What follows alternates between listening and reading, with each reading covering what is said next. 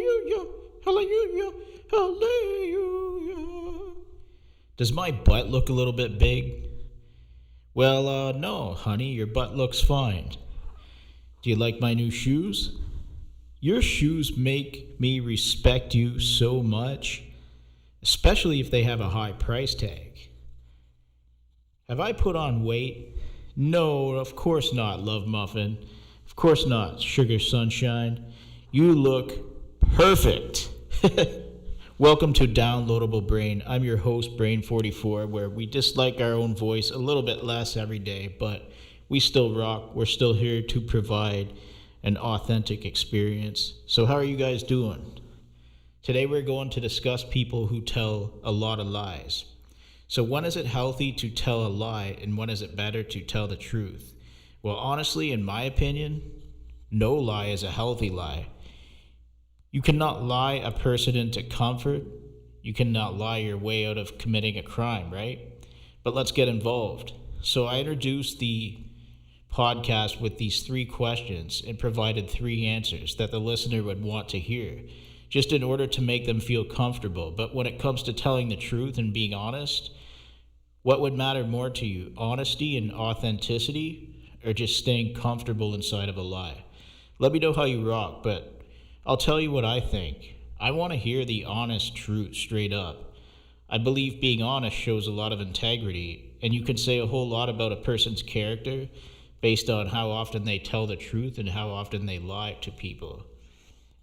Because if you're just this liar who chooses to tell lies in order to make others become comfortable, then you're also having other people live inside of the lies you tell.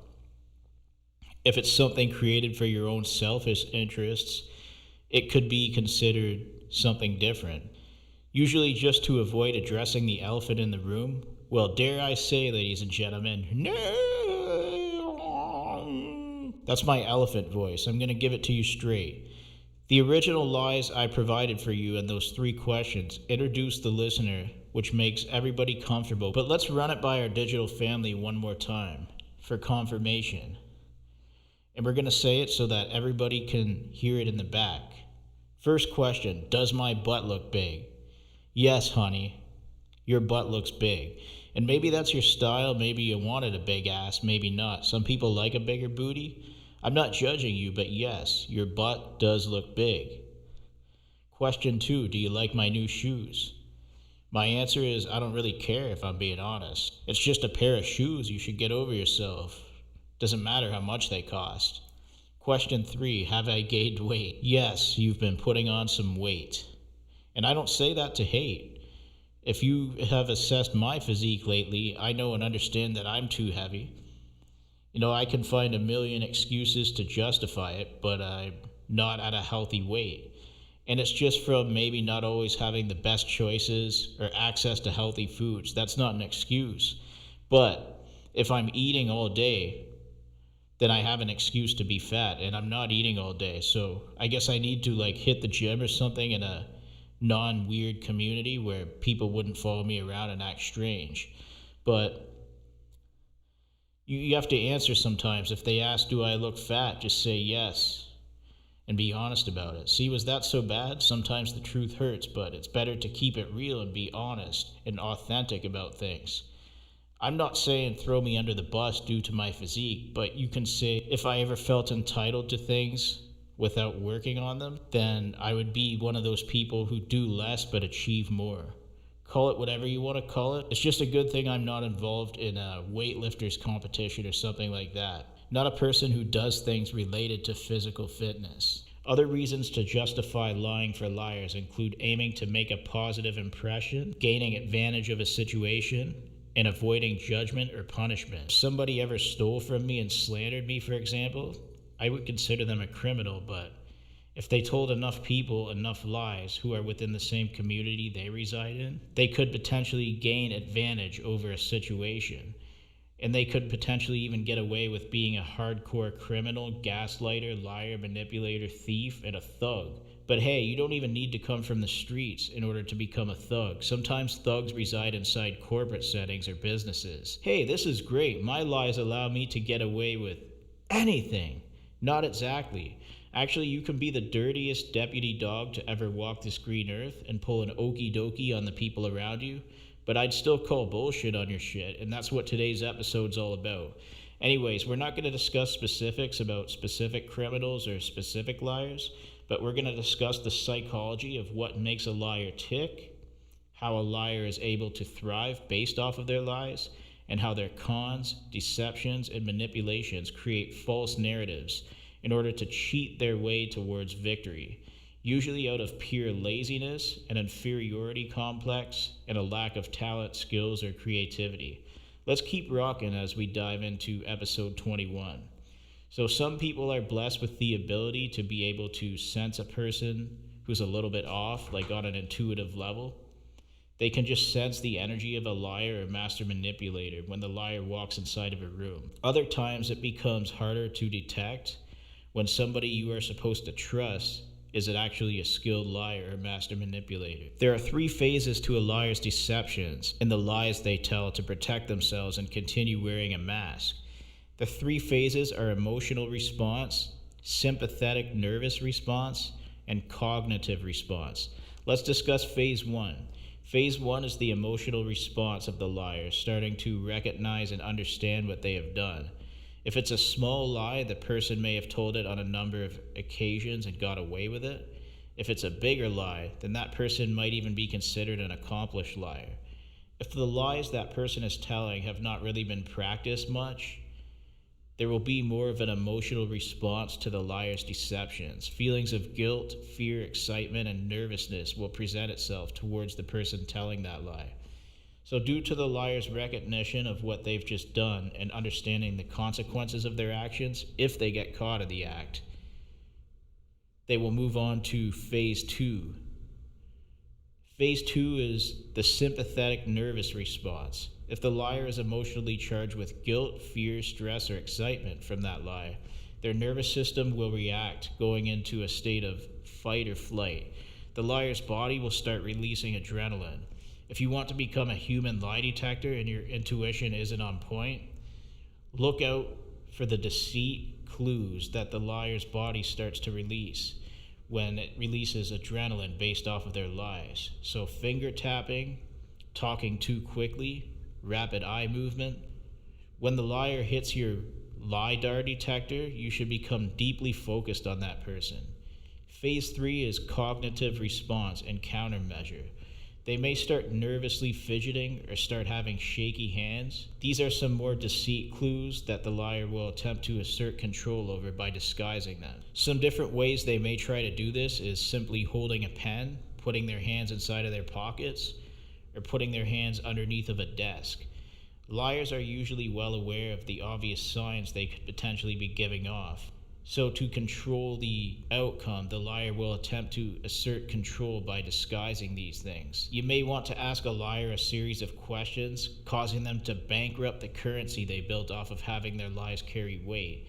If it makes sense, you'll know right away. If not, they will fidget, quickly change the subjects, and take a long pause before choosing to reply. So when you start asking a liar questions about the lies they've been telling, don't just focus on the psychological responses, focus on their body movements. Let's move on. It's extremely unpleasant to be accused of something you have never done.